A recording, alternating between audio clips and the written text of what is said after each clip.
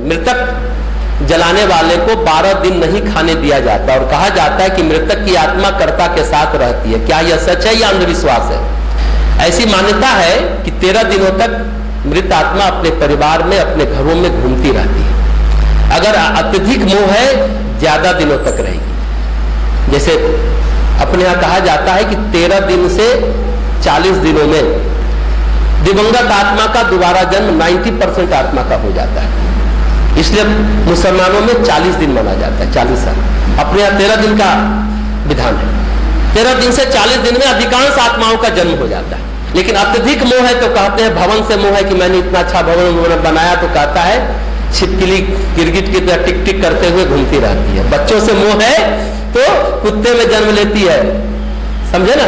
धन से मोह है तो कहते हैं ना कि पहले लोग धन गाड़ देते थे जमीन के अंदर, कलसी में, बड़े बड़े बर्तन में खोदा जाता था तो नाग वहां बैठा रहता था, नाग रक्षा करता। आप तो भी सुनते होंगे ये बातें।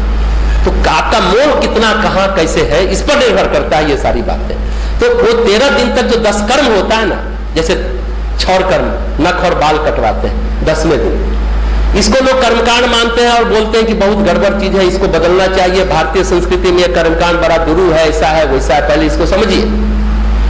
5 ज्ञानेंद्रियां और 5 कर्मेंद्रियां 10 दिनों में उसका विकास हो जाता है सूक्ष्म शरीर में। जब आत्मा शरीर त्यागती है, स्थूल शरीर त्याग देती है, तो सूक्ष्म शरीर में अगले जन्म का निर्धारण होता है। लेकिन अगर वो अतिशय मोहासक्त है, मोह और आसक्ति से घिरी है, हाय पोता, हाय पोती, हाय बच्चा, हाय मकान, हाय बैंक बैलेंस, मुक्ति नहीं हो रही है, तो क्योंकि भारतीय संस्कृति कहती है कि मृत्यु जीवन का अंत नहीं है, जीवन एक यात्रा है, जीवन मंजिल नहीं है, यात्रा है। एक शरीर छूटा, दूसरा शरीर मिलेगा।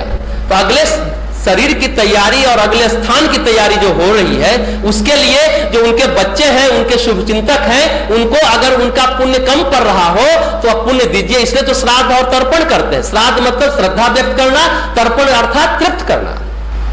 अब ये बाल और नख कटाने की बात है, ये बड़े लोग पूछा करते हैं। देखिए, शरीर का विकार क्या है? बीमारी। मन का विकार क्या है? विचार। विचार क्या है? मन का विकार। और जानते हैं, प्राण का विकार है नख और बाल। कि कहीं से भी वो जीवात्मा का मोह अटका हुआ है, जकड़ा हुआ है, बंधन मुक्त है। प्राण का डोर खुला, शरीर अलग, आत्मा अलग। मन की एक अवस्था होती है, चित्त में सारे पूर्व जन्म का कर्म संस्कार है, इस जीवन का कर्म है, उस आधार पर अगला जीवन मिलता है, अगला शरीर मिलता है।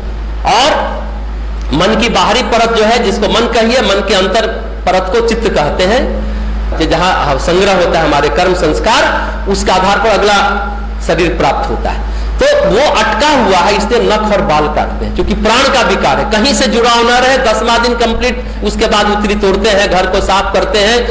गरुड़ पुराण के बाद समापन के बाद द्वादशा को हम लोग श्राद्ध तर्पण संपिंडन करते हैं। पिंड यत पिंडे तत् ब्रह्मांडे, इस पिंड में ही पूरा ब्रह्मांड समाया हुआ, ये वेदांत दर्शन है। तो जैसे बाल की बात करते हैं ना, प्राण का उत्सर्जन है बाल। जैसे इलेक्ट्रो होम्योपैथ में एक बाल रख दीजिए, हजारों किलोमीटर दूर है, यहां दवाई डालता है, उसको वहां फायदा होता है। प्राण ऊर्जा का प्रवाह व चुंबकीय तरंग उसको खींच लेता है। बाल कटाना एक वैज्ञानिक प्रक्रिया है कि जीवात्मा का मोह समूल जड़ से समाप्त हो जाए। प्राण का विकार नख और बाल है। अब नमक खाने और नहीं खाने की बात है कि दिवंगत आत्मा, उसके पास आसपास मोहग्रस्त तो रहेगी, अब नहीं है तो गति कर गई। आपके श्राद्ध और तर्पण वाले पुण्य की उसको जरूरत नहीं है। दिव्य आत्मा प्रखर है, जागृत है, महापुरुष है, जिनका चिंतन, चरित्र और व्यवहार बहुत सात्विक रहा, उसको आपके पुण्य की, आपके सत्व की जरूरत नहीं है। लेकिन हमें नहीं पता, इसलिए हमको श्राद्ध करना है, तर्पण करना है। हर एक साल करते हैं हम लोग, पितृपक्ष श्राद्ध पक्ष में करते हैं। अब नमक नहीं खाएंगे, शुद्ध सात्विक रहेंगे तो शायद आत्मा को अच्छा लगेगा।